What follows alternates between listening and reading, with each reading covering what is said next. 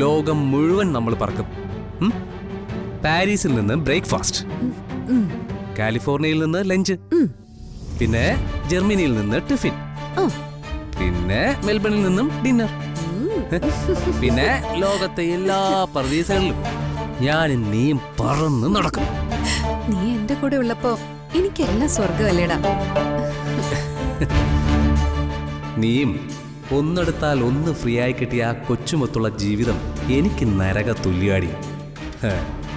ആ വാളിന്റെ കാശിങ് വന്നോട്ടെ, എന്നിട്ട് നിന്റെ കാര്യത്തിൽ ഞാനൊരു തീരുമാനമെടുക്കും. നീ എന്താടാ ആലോചിക്കുന്നേ? അതോ, നമ്മുടെ ഹണിമൂൺ എവിടെ വേണോന്ന് ആലോചിക്കുകയായിരുന്നു. Honeymoon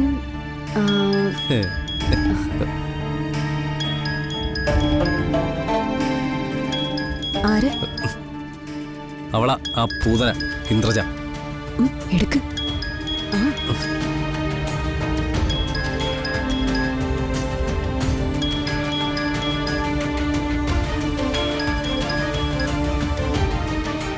hello ഇന്ദ്രജി. എന്താണ് ഫോൺ എടുക്കാൻ ഇത്ര സമയം? അത് ഞാനൊന്ന് വാഷ്റൂമിൽ പോയതാ. എടാ, കൺഗ്രാറ്റുലേഷൻസ്. നിനക്ക് മാത്രമല്ല, നിങ്ങൾക്ക് 2 പേർക്കും. താങ്ക് യു ചേച്ചി. നിങ്ങളുടെ ആക്ടിങ് എന്ത് ഒറിജിനാലിറ്റിയാടാ. ഇതൊക്കെയാ സ്വാഭാവികമായ അഭിനയം. 2 പേരും കലക്കി. Thank you, thank you.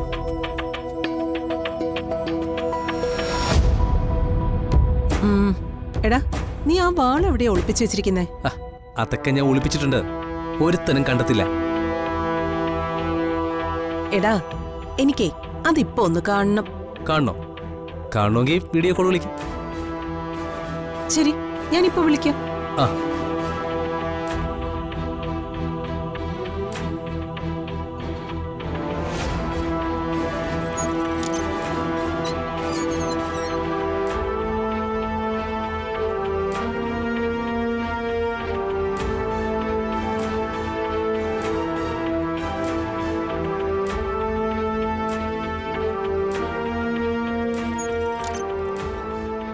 ഇനി അതവിടെ ഇരിക്കുന്നത് അത്ര സേഫ് അല്ല. അത് എത്രയും പെട്ടെന്ന് നീ എന്റെ അടുത്ത് എത്തിക്ക്. അതൊന്നും വേണ്ട ഇന്ദ്രേച്ചി, ഇപ്പോ ഇത് ഏറ്റവും സേഫ് ഇവിടെ തന്നെ. ഇവിടെ ഇനി പോലീസൊന്നും വരില്ല. നിനക്കെന്താ ഒരു ഭാവമാറ്റം? ഏയ്, അത് ഇന്ദ്രേച്ചിക്ക് തോന്നിയതാ. നീ എന്നെ ചതിക്കാൻ പ്ലാൻ ഇടുവാണോ? ഏയ്, അങ്ങനെയൊന്നും ഉണ്ടാവില്ല. ആ, ഉണ്ടായാലും സാരമില്ല. പക്ഷേ ഒരു കാര്യം നീ ഓർത്തോ,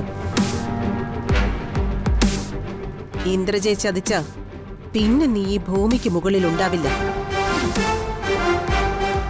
ആ വാളുമായി ഒരിടത്തേക്ക് ചലിക്കാമെന്നും നീ കരുതുക വേണ്ട. എന്താ ഇന്ദ്രേച്ചി ഇത്? ഞാൻ നമ്മുടെ നല്ലതിന് വേണ്ടി പറഞ്ഞതല്ലേ. ഞാൻ ഇന്ദ്രേച്ചിയെ ചതിക്കോ? ശരി.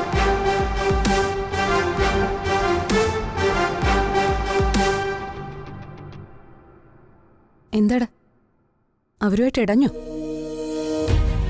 അവരിടഞ്ഞാലും വൈശാഖിനൊരു ചുക്കുമില്ല.